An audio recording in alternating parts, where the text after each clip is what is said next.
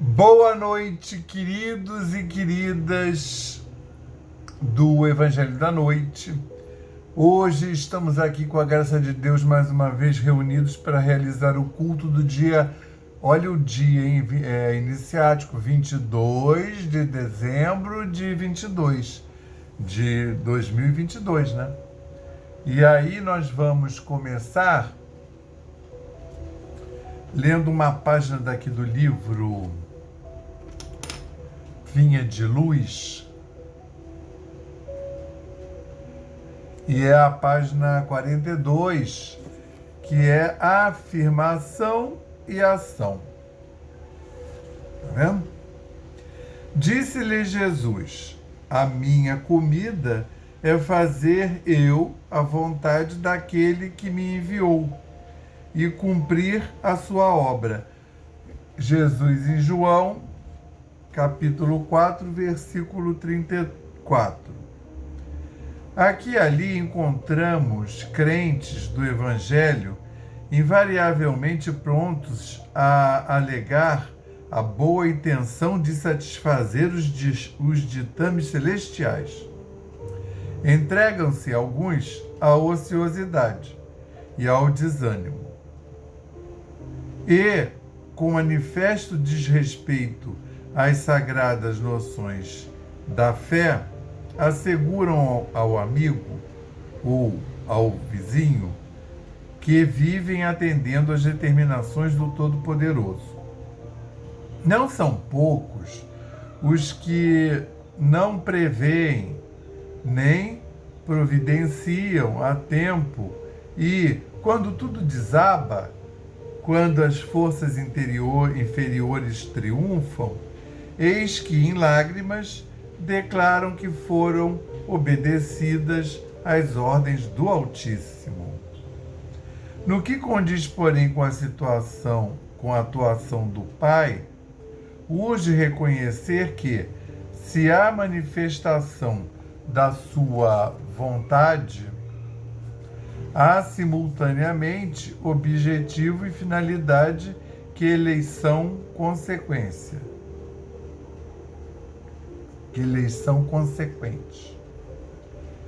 Programa elevado sem concretização é projeto morto. Deus não expressaria propósitos a esmo. Em razão disso, afirmou Jesus que vinha ao mundo fazer a vontade do Pai e cumprir-lhe a obra. Segundo observamos, não se reportava somente ao desejo paternal, mas igualmente à execução que lhe dizia respeito. Não é razoável permanecer o homem em referências infindáveis aos desígnios do alto, quando não cogita de materializar a própria tarefa. O Pai naturalmente guarda planos indevassáveis acerca de cada filho. É imprescindível, no entanto, que a criatura coopere na objetivação dos propósitos divinos em si própria, compreendendo que se trata de lamentável abuso, muita alusão à vontade de Deus, quando vivemos distraídos do trabalho que nos compete. Graças a Deus. Olha o puxão de orelha. Inclusive, o estudo de hoje é o Cristo mostrando o trabalho que lhe compete. Então, graças a Deus, graças ao Cristo de Deus e graças também ao Espírito Santo de Deus. Graças a toda essa espiritualidade maravilhosa que nos envolve e nos conduz, estamos aqui hoje reunidos, mais uma vez, para realizar esse culto do Evangelho da Noite, que propicia a visita dos amigos espirituais, da egrégora da Aliança da Fraternidade, da egrégora do Evangelho da Noite e das nossas próprias egrégoras individuais e de família, e todos esses espíritos maravilhosos que aparecem para realizar o verdadeiro culto do Evangelho da noite na transcendência. Que todos sejam abençoados. Salve o nosso patrono São Francisco de Assis e a sua falange bendita. Dessa forma, Senhor, aqui estamos aos teus pés para agradecer toda a semana que recebemos desde o último culto e rogar para que possamos continuar a ser abençoados, especialmente nessa próxima hora que passaremos juntos, em presença de toda essa espiritualidade superior, visitando o nosso lar e reharmonizando os nossos templos. Permite, Senhor, com que possamos dar por iniciado o Evangelho da noite de hoje, falando o lema da Aliança da Fraternidade, paz e fraternidade, e o lema de Francisco, paz e bem, graças a Deus. Ai, Jesus, mais uma vez aqui estamos juntinhos. Meu Deus. E até hoje eu não sei, nesse momento do culto, eu tenho esses bocejos. Ou é quando eu estou para ler agora o trecho inicial, ou quando eu estou no meio da leitura, ou quando eu acabei. E hoje nós vamos começar o capítulo 11 de Marcos. E os versículos são de 1 a 10. E o pastorino botou o nome de A Caminho de Jerusalém. Tá? Para você ter uma ideia da importância, os 4 evangelistas narraram essa passagem e praticamente a mesma coisa. E quando se aproximavam de Jerusalém, de Bet-Fagé e de Betânia, perto do Monte das Oliveiras, envia 2 de seus discípulos e diz-lhes: Ide à aldeia que está adiante de vós, e logo que entrardes nela, achareis um jumentinho preso, sobre o qual nenhum homem jamais montou. Soltai-o e trazei-o. E se alguém vos disser: Ei, por que fazeis isso? Dizei: O Senhor tem necessidade dele, e logo o devolve de novo para cá. E foram e acharam o jumentinho preso à porta, do lado de fora, na rua, e o soltaram. E alguns que lá estavam disseram-lhes: Que fazeis soltando o jumentinho? Deixa eu botar aqui para baixo.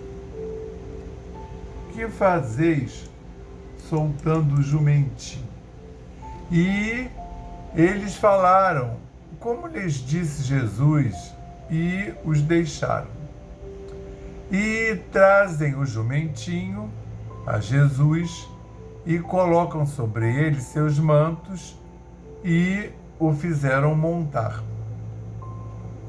E muitos estenderam na estrada seus mantos e outros ramagens colhidas nos campos. E os que precediam e os que seguiam gritavam: Hosana, bendito que vem em nome do Senhor. Bendito o reino que vem de nosso pai Davi. Hosana nas alturas máximas. É essa a passagem de 8, versículos 1 a 10. Capítulo 11. Capítulo 11. E aí, que passagem é essa? Era uma passagem razoavelmente conhecida, não muito, que o pastorino botou a caminho de Jerusalém. Então a gente nem entrou lá ainda. Na hora que estavam acontecendo as coisas, ninguém entendeu muito, sabia muito o que estava acontecendo, não. Ele estava com os 12 apóstolos, né? Mais discípulos. E vamos lembrar que a passagem anterior,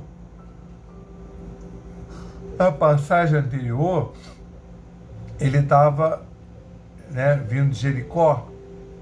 Aí fala, ele estava saindo de Jericó, indo para Jericó, eu fiz o comentário, que está em Pastorino, que tinham 2 Jericós, uma Jericó velha e uma nova, que eram próximas. Então, para você chegar, ele já estava vindo para Jerusalém. Para chegar a Jerusalém, eles estavam em deslocamento. Por isso que lá o nome era o cego, a cura do cego de Jericó, ou o cego Bartimeu. E aqui, e quando se aproximavam de Jerusalém, continuaram andando, o povo acorrendo. A essa altura já tem quase 3 anos de atuação do Cristo ali naquela região. Todo mundo já está sabendo que tem um milagreiro, né? Eles não sabiam, ele está trazendo uma nova mensagem para ser anexada ao Velho Testamento. Não, eles sabiam, ele prega, ele fala palavras bonitas, que nunca ninguém ouviu, mas eles iam lá atrás do milagreiro. Por isso que ele era conhecido na área. E aí, quando se aproximavam de Jerusalém e Betfagé e da Betânia, perto do Monte das Oliveiras, envia 2 de seus discípulos e diz-lhes: ide à aldeia que está adiante, era Betfagé. E diante de vós, e logo que entrardes nelas achareis um jumentinho preso. Nos outros, tem o Mateus e o Lucas, descreve que a mãe do jumento estava junto, tá? Está diante de vós e logo achareis uma jumenta presa e o jumentinho com ela. Soltai-os, trazei-os a mim. Isso não vai ter nenhum desdobramento tanto na mensagem quanto na interpretação. Apenas reforça que se tem um jumentinho, é mais provável que tenha sido isso. Tem a mãe do lado e o jumentinho se alimenta da mãe. Então, já que ia fazer um trajeto grande para ele entrar em Jerusalém, depois os apóstolos iam ter que voltar para devolver o jumentinho. Durante esse período, o jumentinho ia comer o quê? Então, a mãe foi junta para alimentar o jumentinho. Mas o povo... Era Jesus, ninguém perguntou nada para Jesus, mas Jesus, que história mais complicada, né? Aí, porque é a única vez que Jesus monta um animal. Assim, Jesus não andava em cima de animal. É a única vez que ele vai montar alguma coisa para entrar, ainda mais só para entrar, né? Não é nem dizer assim, ele estava cansado, aí pegou um animal no meio do caminho para ir de um caminho para outro, de Jericó para Jerusalém, mas não é o caso. Ele está pegando só para entrar na cidade. E aí, na hora, ninguém entendeu nada, e um tempo depois, com o amadurecimento, né, dos apóstolos, é que eles foram sacar que isso daí era uma profecia, tá? Tem um pedaço em Isaías, tem um pedaço em Zacarias. E, quer ver? Deixa eu ver, eu anotei.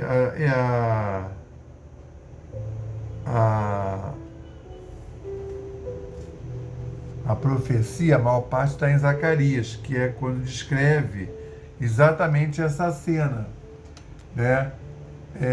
Isso aconteceu, está em Mateus, para que se cumprisse o dito por meio do profeta, no caso Zacarias, que disse: dizei à filha de Sião Eis que vem a ti teu rei manso e montado num jumento, num jumentinho, filho de jumenta. Indo, pois, os discípulos e fazendo como ele fez.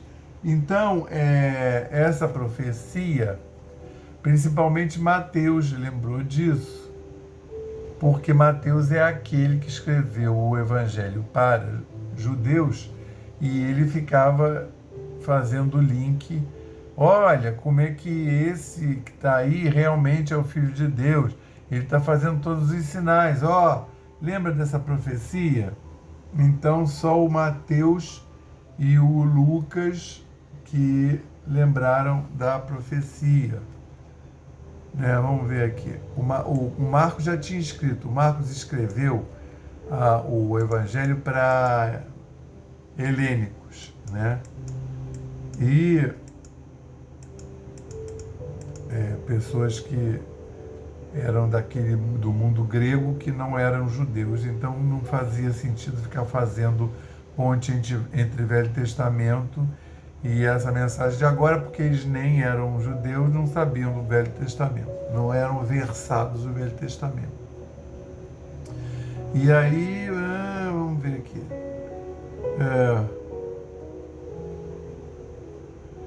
Mas quando Jesus se transfigurou, não lembrava. Então, multidão. Foi mesmo o Lucas e o Mateus. E aí, o que acontece?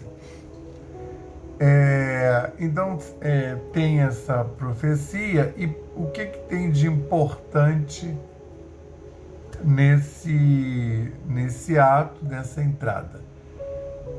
O que tem de importante é que entra num ritual iniciático. Jesus entra num ritual iniciático que ele vai ser a própria oferta. Então ele é o sacerdote e ele é a oferta do sacrifício, ele é o sacrificado.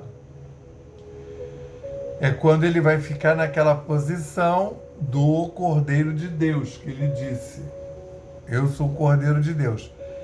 Essa festa já existia no judaísmo, que eles estão celebrando o Pessach, que é a travessia do Mar Vermelho e a libertação da escravidão no Egito. E o que acontece? São vários símbolos, né, mostrando o seguinte: eles estavam há 40 anos, há 400 anos como escravos. Depois que eles fizeram essa passagem, vão vagar 40 anos no deserto. E aí eles atravessam um corpo d'água e a pé, mostrando que eles transcenderam, eles fizeram uma transição espiritual e material. E aí a festa já existia há quase meio século, né? E aí Jesus, como é um judeu e está trazendo a continuação, o desdobramento da lei, só que é uma boa nova, ele está fazendo a história dele como filho de Deus, trazendo a boa nova em cima da festa do Pêssego. E o que acontece? Por que é a semana iniciática? Esse dia aí que ele entra na cidade, que aqui só narra até ele estar na estrada, né? E o pessoal, Hosana, nas alturas máximas, Hosana, bendito o que vem em nome do Senhor, o pessoal saudando, mas não entrou ainda em Jerusalém. Esse é o famoso Domingo de Ramos, que é um domingo antes do domingo da ressurreição, né? O domingo de Páscoa.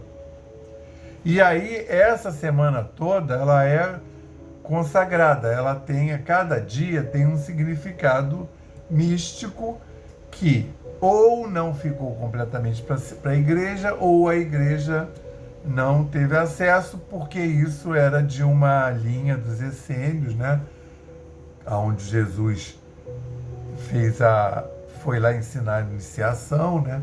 Aquela escola que o Lázaro, a Maria e Marta, irmãs de Lázaro, pertenciam também. Daí Jesus tem muita intimidade com eles. Quando Lázaro morre, a Maria e a Marta mandam chamá-lo. Aí ele vai lá. Aí o povo diz que ele já está morto lá há 3 dias, alguns lugares dizem 4, que já estava fedendo. Porque era o ritual de 3 dias para evitar que enterrassem pessoas catalépticas. E o que acontece é que Jesus chega e diz, porque existia esse ritual lá na escola iniciática de Jesus, Lázaro, Maria e Marta, que a pessoa fazia um jejum, fazia um jejum de comida, ficava ali sonolento, se retirava e emulava a morte. Como eles já tinham noção que a vida continuava, esse ritual era para emular a morte e depois a pessoa renascer, emulando também eles falam lá ressurreição, mas ressurreição é no mesmo corpo, mas o simbólico é a reencarnação, no simbolismo. Então, Jesus entra nessa semana iniciática. E nesse dia, olha o que acontece. O povo está indo lá para Jerusalém para a tal da festa que já existia, do Pêssego. E a aldeia está adiante, aí pegou. Lá na profecia dizia que vinha num jumentinho. Para eles, povo judeu, repara que sempre que tem a oferta de sacrifício, é um cordeiro novo, um cordeirinho novo, já era um animal que nunca fez trabalho, que é um animal puro, na cabeça, no significado deles, né, lá. Um animal que nunca fez trabalho. Se você for olhar, nas seitas e denominações que tinham sacrifício humano, repara que geralmente quem é sacrificada eram as virgens. Eles não sacrificam as senhoras da aldeia, nem nenhuma mulher velha. Eles sacrificam as virgens, né? E para ter certeza mesmo, são todas novinhas. Por quê? Porque elas estão puras. Pura nesse sentido. Elas não realizaram trabalho. Então, de novo, uma ação ligada a esses povos e as concepções dentro das quais eles viviam. A mulher serve para quê? Dentro da sociedade, para parir, para perpetuar a espécie, para parir e cuidar das crias. E aí, então, a mulher que era oferecida em sacrifício era virgem, né? Em alguns povos, de vez em quando, ia algum guerreiro, algum homem. Mas o mais comum era sacrificar a mulher, porque até era assim, o mais importante, talvez, do grupamento, porque você está sacrificando a pessoa que vai propiciar a manutenção da tribo, uma das pessoas, né? Então, você está dando o seu melhor para o Deus. Espera que o Deus reconheça. Quando você dava os guerreiros, aí já era um sacrifício mais específico, tá? Que aí o xamã deles, o sacerdote, recebeu essa inspiração para alguma coisa, geralmente era para ganhar a guerra. E aqui nós estamos vindo do sacrifício do cordeiro, tá? E não era eram muitos. Esse sacrifício existe até hoje lá nos samaritanos, na Samaria. tá? Essa denominação dos judeus, ela continuou existindo, quase que se extinguiram, se não me engano, chegaram a 86. Aí eles se isolaram lá naquelas terras lá, e hoje em dia tem um número, eu vou falar grande, mas é um negócio que é algumas centenas. E eles vivem lá na Samaria, e eles fazem o sacrifício nessa época aí, na sexta-feira, que o Jesus vai morrer, eles matam e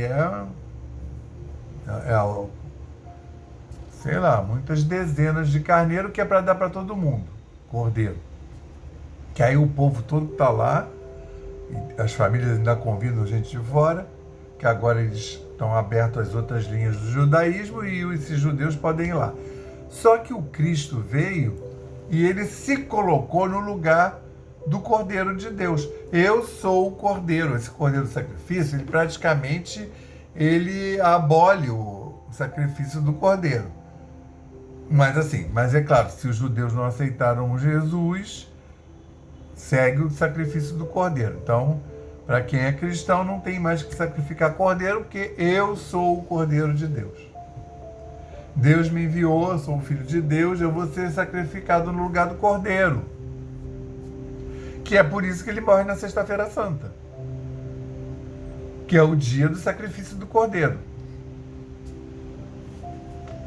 Ele tinha que morrer, lembra aquela correria para ele morrer? Porque ele tem que morrer até 6 horas da tarde, que você tem que matar o cordeiro até 6 horas da tarde, que depois, lá no sábado, você não pode mais fazer nada, mais trabalhar.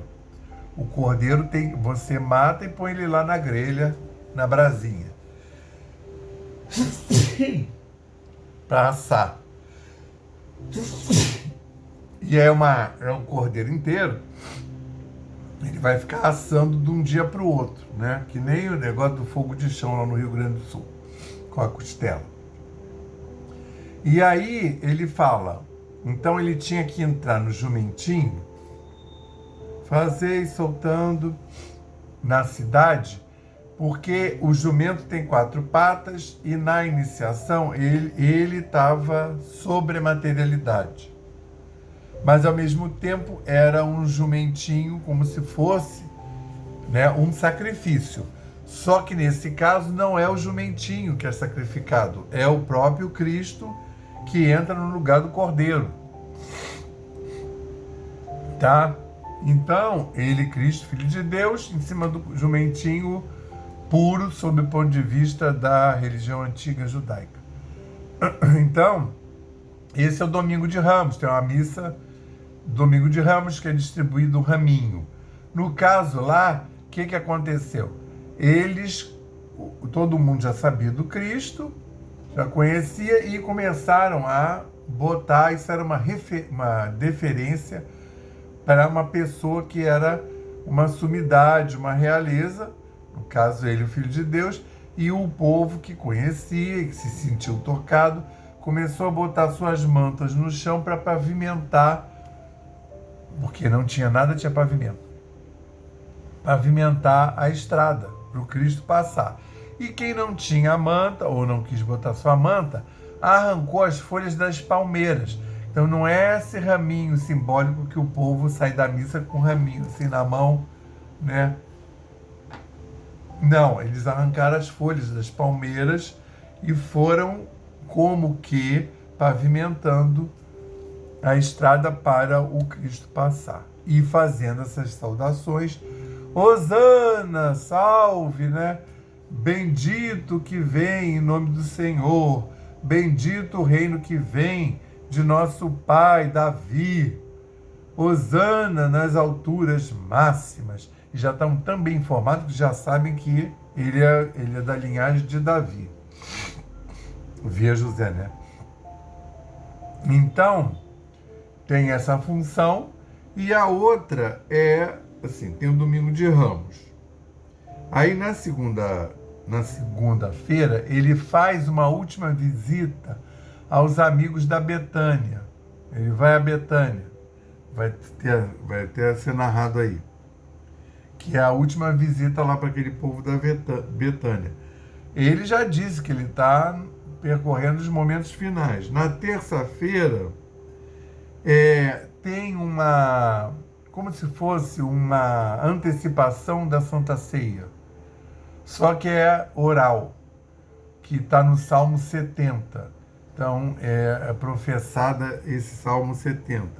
Na quarta-feira, na Igreja Católica, tem a procissão do encontro, né? Mas isso não é uma coisa que acontece em qualquer lugar. Parece que é mais em Minas Gerais, que sai uma procissão dos homens de uma determinada igreja e que vai encontrar com a procissão das mulheres que saem da outra igreja, e cada um tem um percurso até um determinado lugar onde as procissões se encontram, e há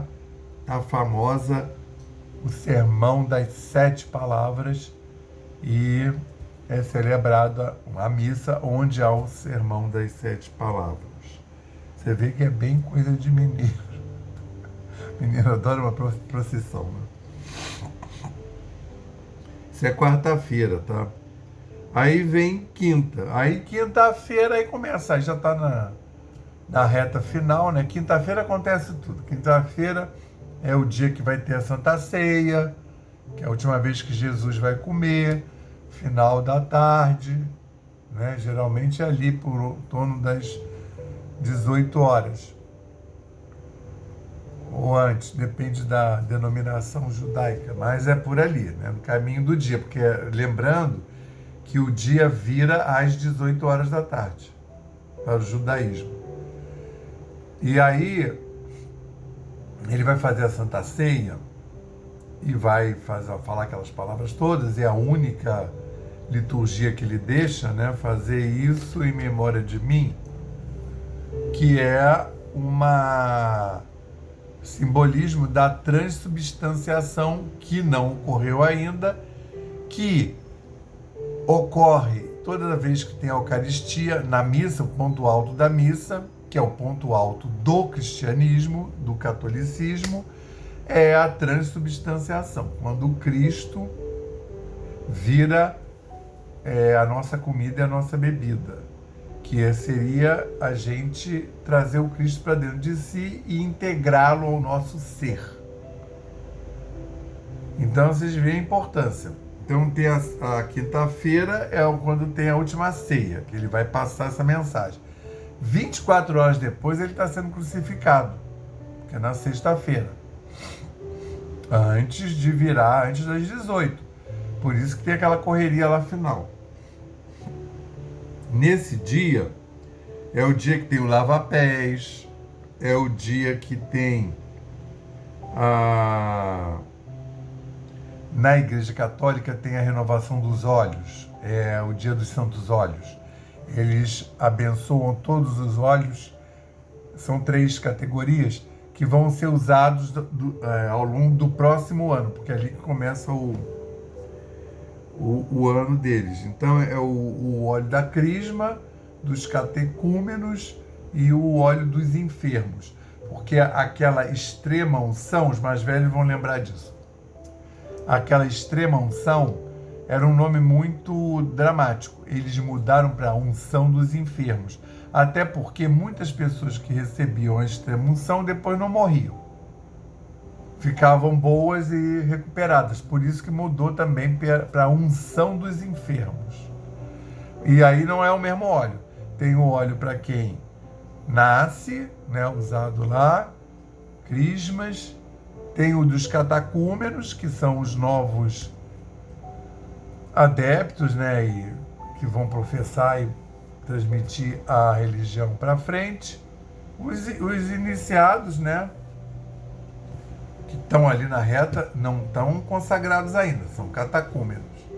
E tem a unção dos enfermos. Aí são potes de óleos enormes que vão ser usados lá, cada paróquia faz o seu, vão ser usados ao longo do ano. E depois, aí vem sexta-feira, quando o cordeiro é sacrificado, tem bem relatado em todos os evangelhos.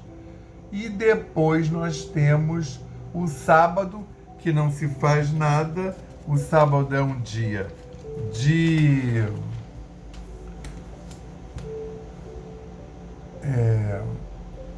Jesus morreu no dia anterior, e aí os apóstolos, o mundo entra numa dormência, né?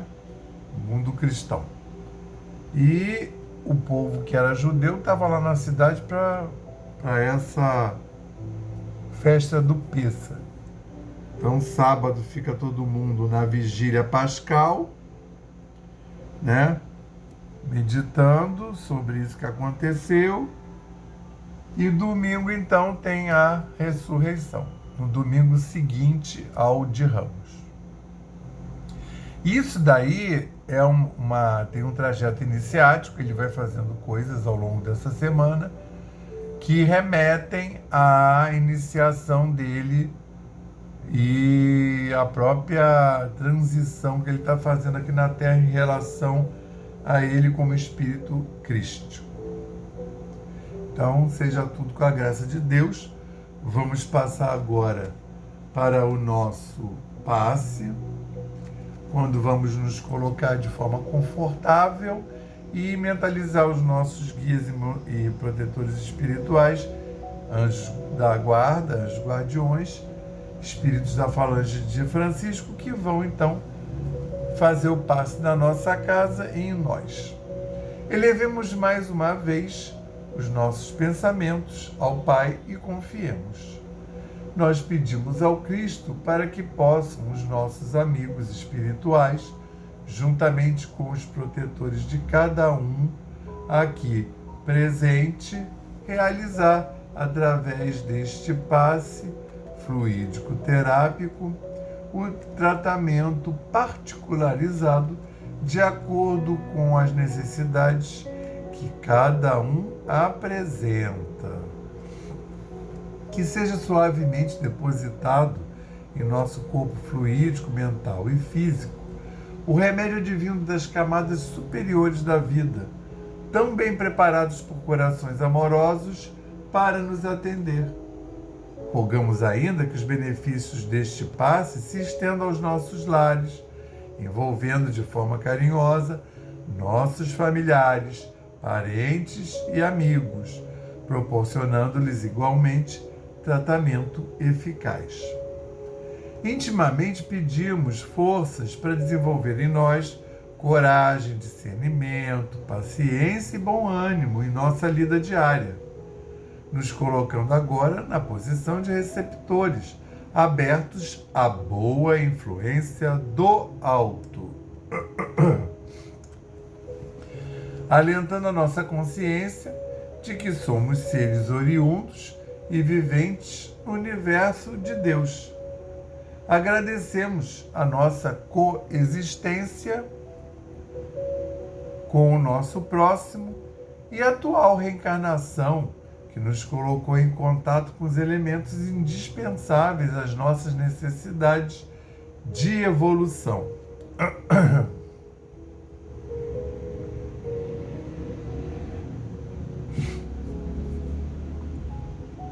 Rogando inspiração para que possamos aproveitar a oportunidade da mesma para exercitar o perdão e a busca sincera pela harmonização íntima, sem deixar de atender aos reclames da lei de progresso e evolução.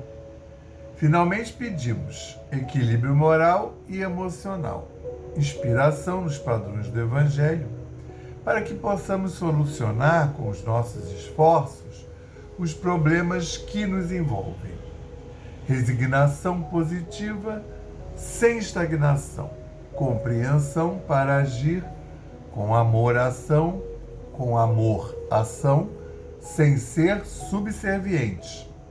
Proteção, forças para manter a vigilância e disposição para realizar a nossa reforma maior, graças a Deus. Graças a Deus, graças ao Espírito Santo de Deus e graças ao Cristo de Deus. Graças ao nosso patrono, São Francisco de Assis e a sua falange bendita.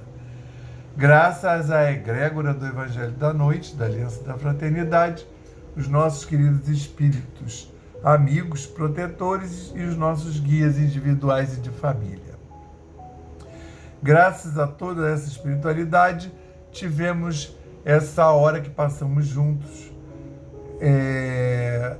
untada, ungida, com muitas vibrações maravilhosas que vieram do alto, trazidas por nossos queridos espíritos, amigos e benfazejos.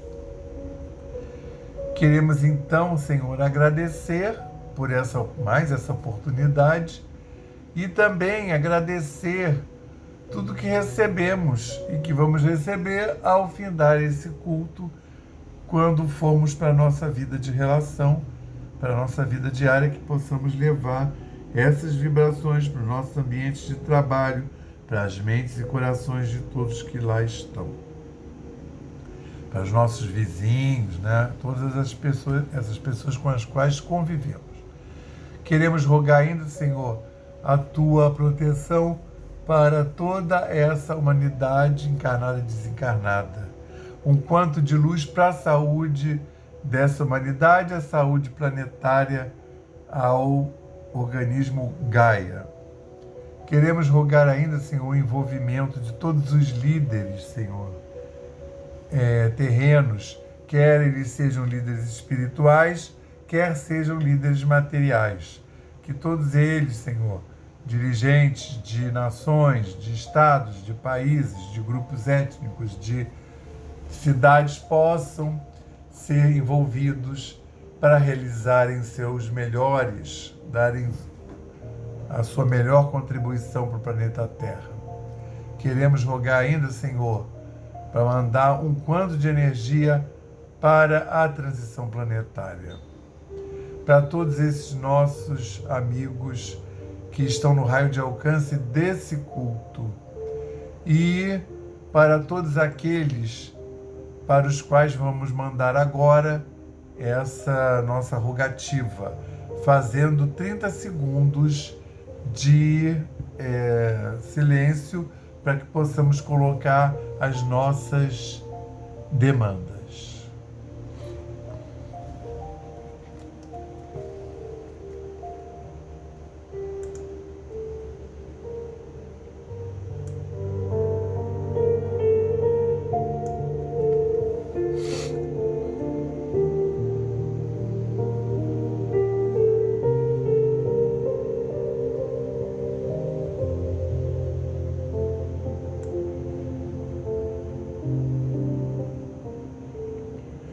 Senhor Jesus, dá-nos então a permissão para dar por encerrado o culto da noite de hoje, dizendo o lema da nossa casa, paz e fraternidade, e o lema de Francisco, paz e bem.